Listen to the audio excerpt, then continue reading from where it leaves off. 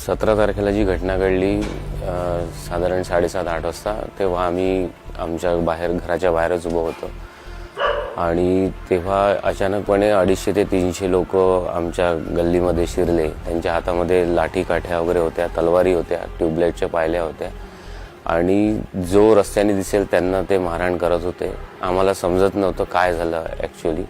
आम्ही आमच्या बचावासाठी लपत होतो, पण ज्या अर्थी ते सिच्युएशन अशी होती की ते गल्लीत खूप आतपर्यंत शिरले आणि घराच्या बाहेर जे कूलर वगैरे कोणाच्या खिडकीला वगैरे लागले होते ते कूलर पण त्यांनी फेकण्याचा प्रयत्न केला.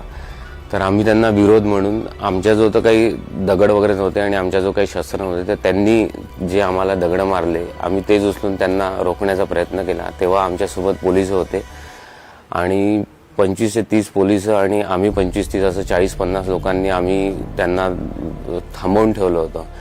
तो जो घात होता तो हा आमच्यावर नसून तो हिंदू धर्मावर होता, कारण की ते लोक फक्त हिंदूंनाच टार्गेट करत होते. हिंदू घरं, हिंदू गाड्यांवर गणपतीचे मूर्त्या दिसल्या आणि स्टिकर दिसले तर ती गाडी पहिले फुटायची. आणि ज्या गाडींवरती आता आमच्या समोर तिथे रस्त्यावर ज्या पॉइंटला एक स्कॉर्पिओ उभी होती ती त्यांच्याकडल्या गाड्या होत्या, त्या ख्वाजा गरीब नवाज वगैरे स्टिकर होत्या, त्या गाड्या फुटल्या नाही. ठीक आहे. आणि ऑटो डीलच्या रस्त्यावरती त्या दिवशी संध्याकाळी गाड्या नव्हत्या. हा सुनियोजित कट होता त्यांचा, पूर्ण प्लॅनिंगने आले होते आणि त्या दिवशी जर पोलिस आमच्या सोबत नसते तर आमचे घरं पण जाळण्यात आले असते.